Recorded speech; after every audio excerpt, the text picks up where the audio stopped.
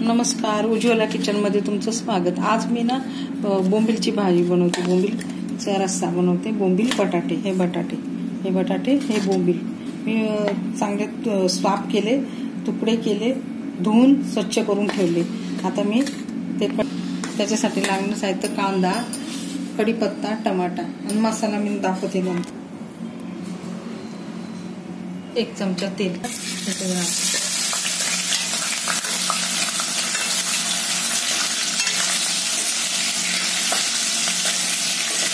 ओले ना, ओले म्हणून ते ना थोडंसं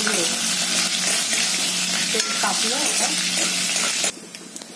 आता मी काढून घेते बोंबील, मस्त असे फ्राय झाले, लाल लाल झाले, छान असे सगळे काढून घेते। नंतर मी घालणार होतं। आता मी कांदा घालते,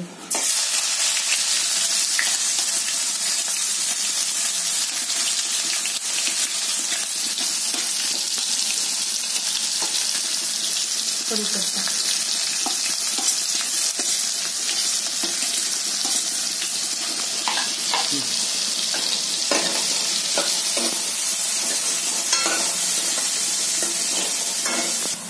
आता कांदा झाला, मऊ झाला आहे।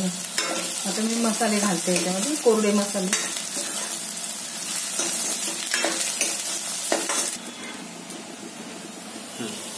थोडं चिमूटभर हिंग घातलं, पाव चमचा हळद, मिरची पावडर, 1 चमचा धना पावडर, गरम मसाला अर्धा चमचा, हे सगळे टाकून झाले। आता मसाले मी एकत्र करते। आता मी चांगलं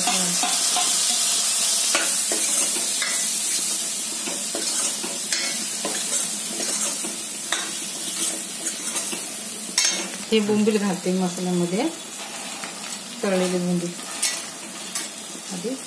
आता हे मसाल्यामध्ये मी याला फ्राय करून घेतले मसाला।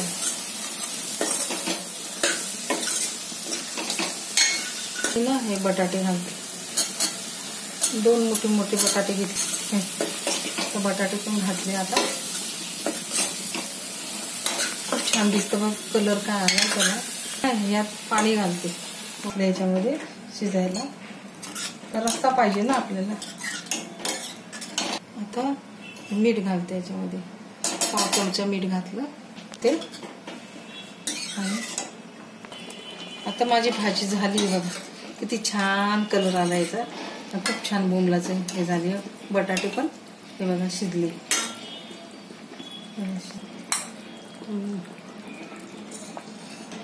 हे बोंबील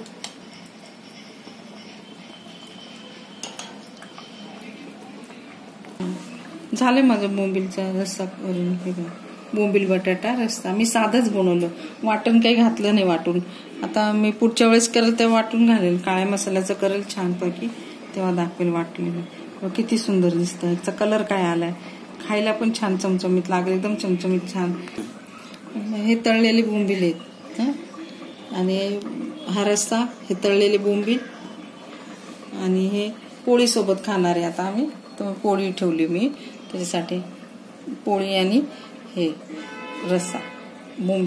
हे कुरकुरीत तळले ना, तर मुलांना खूप आवडतं। असंच बनवून बघा, माझं साधं आहे हे, पण काही घातलं नाही मी याच्यामध्ये। असं करून बघा, मुलांना आवडणार। घरातल्या सगळ्या करून बघा, आवडलं तर लाईक करा आणि मला कमेंट। माझा व्हिडिओ पूर्णपणे बघा, व्हिडिओ पूर्णपणे बघितल्याबद्दल थँक्यू, धन्यवाद।